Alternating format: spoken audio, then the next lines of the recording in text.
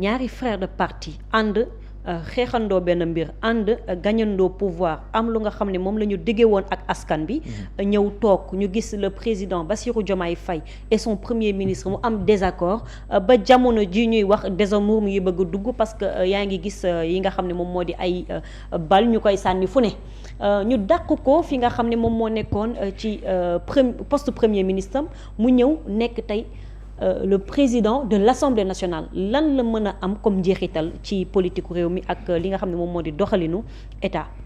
waaw jërëjëf Soxna Coumba. bu ñuy wax mandat Pastef bi. c'est la seule tache noire. parce que Pastef dafa indi beneen façon de faire la politique ñu mës a gëm ne politique fen la waroo sàcc bu ñu mës a wax politicien nga rek da ngay mer. parce que ce mot est trop chargé négativement. Pastef ñu ne damay changer la façon de faire la politique ñu def lu jafe nag parce que boo seetloo dans l'histoire politique du Sénégal amul benn leader bu moo sa nekk candidat buñ la disqualifié rek du amoon numéro 2 de plus souvent sax da ngay xeex ak sa numéro 2. Pour la première fois Ousmane du sax première fois parce que def na ko ci élection député yi dindi woon nañ ko mu defal campagne des suppléants. Oui. Donc pour la première fois mu tànn président Diomaye ne leen kii mooy man te man maay moom te valeur bu ngeen gis ci man rek bu ko ëpp mu ngi ci moom espoir boobu nag na Sénégalais yi demee tey li nga wax bu ñu demee ba gis loolu tey ñaar ñooñu nga xam ne kii dafa tudde kii doom tudde yaayam doom. ñu nekk kooku tey am na Sénégalais boo xam ne tey boo ñëwee ne ko nii.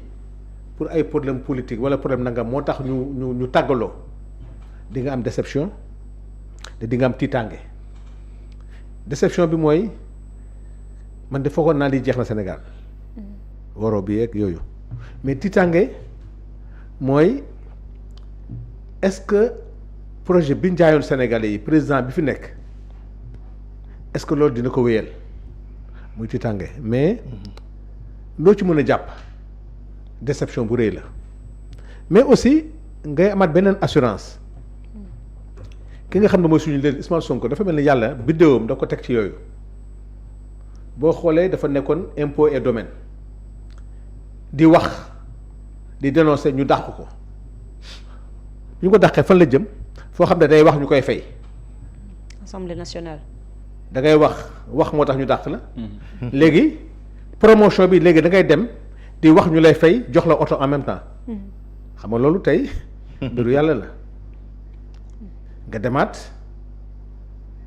nit ñi ngay dem élection présidentielle nga dem élection législative ñu fexe ba dindi la ci élection am lu musul am histoire du Sénégal am dem ba première fois yow nekkoo ci liste nga def campagne dem ballottage ak parti au pouvoir benn voix mën a retiré. muy première fois kon boog ñi la doon xañ assemblée nationale tey indi nga pour la première fois de l'histoire du Sénégal ballottage ci biir assemblée tempo benn voix loolu dem élection présidentielle am ñu xañal la ko nga nekk en prison ñu xañ la ko nga tànn nit ci fukki fan mu nekk président de la république. yàlla ñuy dem ñu gagné def ko premier ministre ñu liggéey ak doomu ndeyam doomu baayam ñu liggéey ba heure bi tey aussi kooku ñëwaat li metti nag ci loolu mooy opposition bi yëpp ak semblant société civile ñoo doon wax premier ministre le président prend tes responsabilités mooy dàq ko waaw avant nga koy dàq moo doon troisième personne de l'État nga dàq ko tey yàlla def tey mu nekk deuxième personne de l'État ba pare nag attention yow nga yor décret yi moom mu yor loi yi yow loo soxla ci moom ngay ñëw lu président soxla ci moom lay jaar li tax ngay liggéey ci moom lay jaar moo lay voter loi yi maanaam dàq nga ko ci li nga xam ne yaa doon patron mais tey dàq nga ko yóbbu nga ko foo xam ne tey lépp loo soxla ci loi muy loi des finances muy loi de règlement muy commission d'enquête même bi muy nekk primature am na dossier yoo xam mënu ko def parce que ci ndigalam mais tey moom position bi mu toll bi ñu ko dàqee tey nekk na position de force boo xam ne tey lu ñu soxla ci Sénégal. ci loxoom lay jaar pour mu am. indépendance des pouvoirs. donc cela veut dire que ne kii tey jàppat rek ne dafa nekk ci lu ko suñu borom jox la mu nekk ci yoon boo xam ne épreuve yëpp daf koy grandir donc lii mooy li nga xam ne mooy constat bi ñu am ñu sol lu weex effectivement ñu sol lu weex c'est vrai parce que yàqkat yi dina la wax ne dafay ñëw assemblée pour jéem a bloquer institution yi moo leen ne fii jàmm rek moo fi am parce que la paix la couleur blanche c'est la couleur de la paix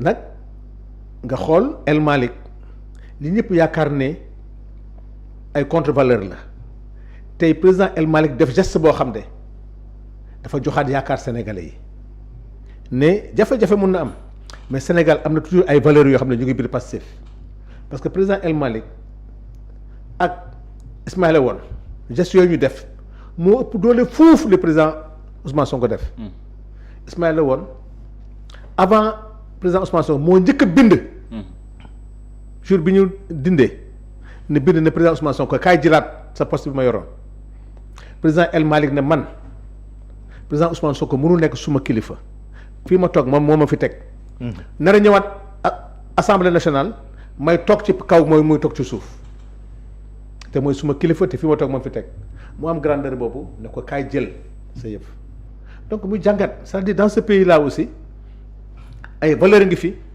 Pastef aussi nit ñi bañ a yaakaar ne Pastef aussi ay contre valeur donc Pastef war a waat na tey lépp lu métti woon Ousmane Sonko tey moom réparé na ko ci bés bi donc muy sur la forme nga gis ne wax dëgg yàlla am na loo xam ne Pastef bu benn sur la forme aussi da ngay am métit xam nga ndax j'attends la question ou pas pour ce qui s'est passé avec l'opposition parce que tu as tout dit xëy na rek mën nga ci dem directement parce que yow foofu noonu pour li ngay wax ni tey jii nii ay valeurs la ñu gis ci assemblée nationale bi boo xoolee opposition bi ngay wax ni ñoom dañoo jàpp ni ce sont des anticonstitutionnels yi nga xam ne dañoo ñëw violer le règlement intérieur de l'assemblée nationale tey jii nii booy xool. c'est là où j'ai mal pour mon pays c'est là où j'ai mal pour les hommes politiques parce que des fois da nga dem ba gàcce bu la rey parce que nag lii yëpp dañ koy bind histoire da koy bind qu'est-ce que c'est réellement passé ba ñiy def lu ñaaw lii ñun bu ñu foogee ne les hommes politiques ñoo gën a yeewu sénégalais yi wala ñoom dañoo gëm seen bët ñii gàcce war na leen rey tey. comment. dañu ne Ousmane Sonko warul del ci assemblée nationale 14e législature xeex assemblée ñëpp yëg nañ ko. man maa solo grand boobu ñu soob te man bokk naa ci xeex ba Guy Marius Sagna jënu kees ga. kees bi oui. lan moo ñu boole dañoo fal parce que nag assemblée bu ñu koy defar liste bi ñëpp a ci nekk ay ministre ak ay député ak ay ambassade ñëpp mën nañ ci nekk. mais bu ñu xasee falu article 123 lu leer la wax incompatibilité même boo nekkee chef d'entreprise sax. am na yoo xam ne mënoo ko am li ñu may mooy avocat yi li ñu may mooy professeur d'université yi parce que c'est des corps yoo xam ne dafa xaw a manqué Sénégal ñooñu may na leen ñu cumuler. c'est le cas de maître Abdoulaye Tall. maître Abdoulaye Tall merci beaucoup. ak Aïssata Tall yooyu may na leen ko ñu cumuler des professeurs d'université comme maître kii aussi Daouda nekkoon na ko Daouda Ngom mais dafa préféré dem fële. biñ ñëwee. ñu bëgg a entamer le vote. y avait Diouf Sarr. y avait Abdoulaye Daouda Diallo. y avait Mariama Sarr. y avait Mariama Sarr. si je me trompe pas y avait Mariama Sarr. y avait Mariama Sarr. amoon na 4 ministres yu fa nekk ñu ne leen yéen ministres yi da ngeen di démissionner. ngeen génn salle bi ou bien ngeen toog assemblée. mais mun leen nekk ministres yoo xam ne dañuy voter quand même pour le président. juge parti loolu nekk ñu ne ñu ils ont 8 jours pour démissionner effectivement boo xoolee règlement effectivement ils ont 8 jours. c'est-à-dire que ñoom bi ñuy voter Mame Diop ils étaient même ministres. dañuy voter cumul bi Maître Aïssata wax cumul am na parce que foofu ils ont cumulé c'est des ministres qui ont voté pour Mame Diop. Amadou Mame Diop. Daouda Diallo. Abdoulaye Daouda Diallo moo bind ne je suspends mon mandat assemblée accepté ko. loolu moo tax moom ñu accepté donc ñuy jàppante ak ñoom ba jàppante ba xeex mi ne tar benn député ci ñoom yor 83 procuration ci biir salle bi 83 procuration. procuration mooy koo xam ne. ñëwut. non du ñëwul sax ñàkk a ñëw bi il faut nga justifier ko. da nga tukki. da nga feebar am na lu gàllar ko bu xam ne moo tax waroo ñëw. te loolu dañ koy vérifier lu tax waroo ñëw mais ay nit toog Mimi Touré ñëpp gis ko ci salle bi. pourtant on voté loolu Mimi Touré. par procuration su voté woon 82 lay am. kon deuxième tour lay dem te dañ leen di gagné. 83 contre 82 la Mimi Touré su voté wul ballottage de deuxième tour bu demee deuxième tour Mimi Touré ñu lay woteel. te à l'époque Aïssata Sow Diawara moo nekkoon président séance. président séance. waaw. kan moo violé loi du ñoom. kan moo yor 82 procuration ci biir saa bi du ñoom. mais li gën a ñaaw du loolu. ñun dañoo tax opposé ñu dugal gendarme yi ci biir. ci biir kay. kenn Ismaïla Yàlla bi dañ ko dóoro ba mu xoolal ba toj. vitre Cheikh Thioro Mbacké ak yeneen séance yoo xam ne bu ñu jaaxle rek woo gendarme dugg nañ fa dem nañu ba indi ay xaj ci biir assemblée nationale di dàq ay député war a jógee diaspora ñëw ñu ne leen bu ngeen wàcc aéroport ñu leen jàpp y a des députés qui sont restés 1 an jaaja ñemewuñ dugg biir Sénégal ñii tey war nañu taxaw di wax ay loi. deuxièmement dañu bëgg a saboter parce que article 15 léegi leen ko article 15 waxul sax parce que ñii ou bien jànguñu parce que nag dañ leen comprendre ñoom seen mandat mosuñu def ay règlement intérieur. article 15 dafay wax naka la ñuy voter mais waxul ne parce que bu ñuy nekk ci vote amul wax. vote mën naa la koo lire sax le président de l'Assemblée nationale est élu au scrutin uninominal à la majorité absolue des suffrages exprimés. Si cette majorité n'est pas atteinte au premier tour du scrutin, il est procédé à un second tour pour lequel l'élection est acquise à la majorité relative. ana parole bi wax xam nga lu am. bu ñu voté pare bu la neex nga demander explication de vote. mun naa voter contre bu ñu paree nga demander explication lu tax nga voter contre te yooyu sax egguñu ci mais ñuy monter yooyu ay technique la woon pour wax sa xalaat bu ñëwoon leneen lay wax parce que tàmm nañ ko. lu ko soxal day ñëw pour attaquer.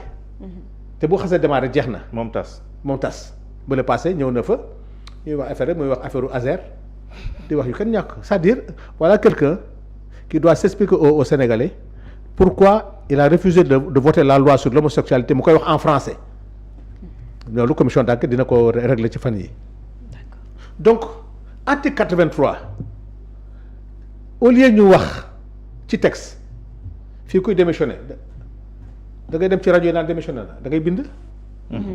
président assemblée dans un pays normal président assemblée la j'ai reçu 3 lettres dont une démission de Macky Sall. et 2 suspensions. ngay werante naan dem na RTS wax xam nga loolu yëfu caaxaan la même médias yi koy wax sax ñoo war a njëkk a ne déet ñu ngi woon assemblée nationale li président wax ne jot na ay kayit te kayit yaa ngi nii keroog bi ñu ñëwee en réunion de bureau. Racky Diallo vice-président da ko demandé ñoom dañoo demandé ana lettre de suspension bi. ñu wane ko secrétaire général dem gën a jox leen ko ñu lire ko xam kon gis nañu la suspension bi. oui. ñu ne ñuy wax ne ay article 183 123 xaw ma. 124 oui. 124 bi mooy bu bees bi. dañu bëggoon làqatu ci 124 bi mais 123 bi la. parce que 123 bi mooy wax incompatibilité. effectivement ñoom ñu ne.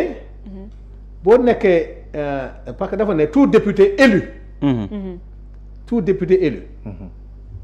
indi incompatible avec le poste waaw de député élu mais là où la loi terewu ko. te yow boo ko bëggee tere mooy day yaa ngi wax lu la neex. pourquoi Daouda Diallo def ko pourquoi ministre yi def ko nga ne Ousmane Sonko léegi moom du ko def parce que. ministre la woon waaw mais il est élu. bu ñu sukkandikoo foofu maître Aïssata Tall Sall moom li mu jot a wax moom mooy li ñu bëgg a daw làqu ci article 124 du règlement intérieur de l'Assemblée nationale.